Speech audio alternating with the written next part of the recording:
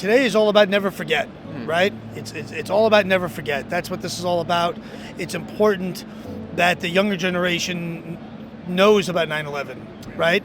9/11 for so many is like Pearl Harbor for us, just something in the history books that we don't really understand. Yeah, absolutely. Never forget is also about is also about remembering that this can happen again, and it's on us, the people. Right. Black folks, white folks, Yep. Republicans, Democrats. Whatever color you are, whatever thing you are, whatever it is. Right. It's we the people to make sure that we're safe, and that this doesn't happen again.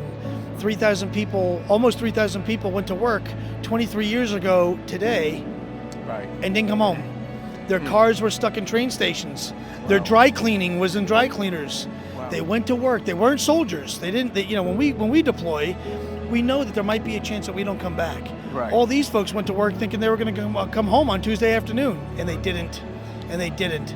So never forget is really, when I think about today, that's really what I think about. And I also think about all the civilian first responders. People forget when I was here. The original first responders was the entire fire department, the entire police department, and also every Tom, Dick, and Harry who just random people trying to do their part, trying to help their fellow man. There were no, on the morning of 9/11, there were no Republicans, there were no Democrats. Right. There were no, I'm from here or I'm from there or I believe in this, I believe in that. Didn't matter. What we knew is that people were suffering. People needed help. I saw civilians carrying firemen, and I saw firemen carrying civilians, working hand in hand. That's exactly what we do at Grable Rescue. We're all veterans. We're all veterans. And even our non-veterans are still veterans because we're at war. But we're just Americans doing what Americans have always done. Right. Just show up and do the right thing. That's it. Just like 9/11. Yeah, and let me say here that we want to remember the fallen, and we want to make sure that the casualties of war is not in vain.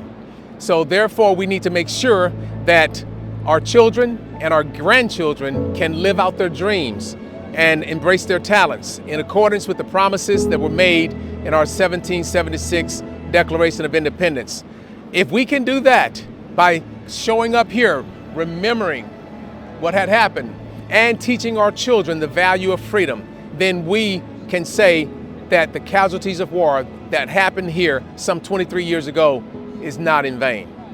So I want you to look around, and can you take a look up at the tower there? And people are starting to assemble here in massive numbers. Okay, so hundreds of people. I don't know how many people are going to end up being here. 30, how many 40, thousand? 30, 40,000 sometimes. 40,000 people. And let's pan over here. There's some American flags. You see nothing but patriotism all over here. And Brian, if you could step over here a little bit. And this is what I call America right here, okay? So you have the fire department, you have the police force, you have the military, and you have every branch of the military too. You have the Army, the Navy, the Air Force, the Marine Corps, the Coast Guard. Probably have some Space Force guys out here, some reserve guys out here, and also some National Guard. You got it all out here today. And you have a lot of civilians out here that understand the value of freedom. So Brian, is there any closing comments you would like to make to those that's outside of New York? I would just say on the morning of 9/11, there were no heroes that day. There were just survivors. There were victims and there were survivors. Okay. All of us that survived it don't think of ourselves. I don't think of myself as a first responder. Right. I think of myself as a survivor. Okay. And nothing more, nothing less. And I live every day like it's September 12th. Okay. So many of these folks, so many of these firemen out here, so many of the first responders, so many guys just like me, we escaped by the skin of our teeth, divine intervention, miracle. It's incumbent then on us to live our lives to the fullest. And when I think about Grable Rescue, that's very much how I think about it, is I was allowed to live, I was allowed to fight, I was allowed to bring the fight to the enemy, I was allowed to punch the bad guys in the face, I was allowed to do so many things because I was spared. Not because I ran into a building or not because I got buried, none of those things.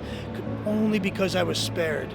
And that brings me to Grable Rescue insofar as that now that we're in our next years, our next chapters of our lives,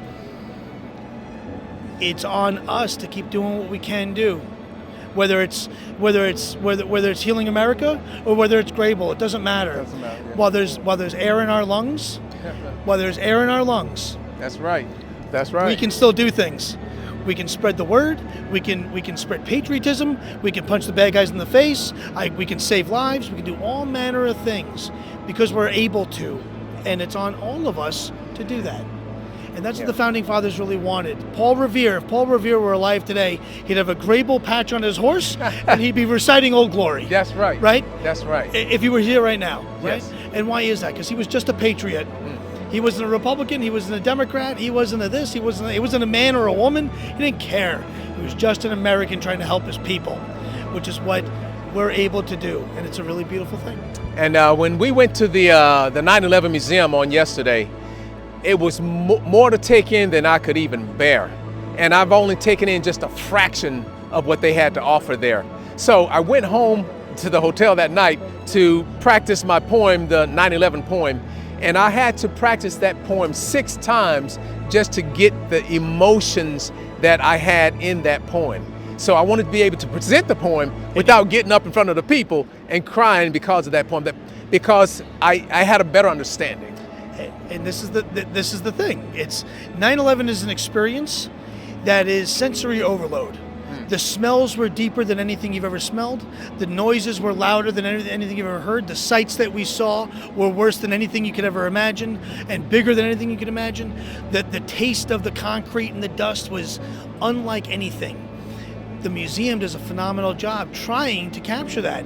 And I'll tell you, as a guy who loves the museum, they still fall short.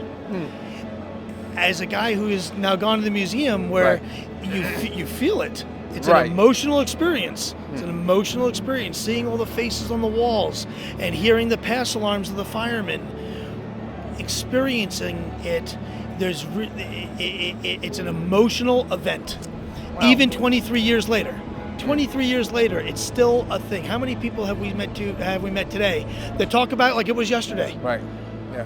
It was a deep scar on New York, on the military, on the fire department, on the people, on America, on the skyline, on so many things that will never be fixed. But we can try, though. We can try.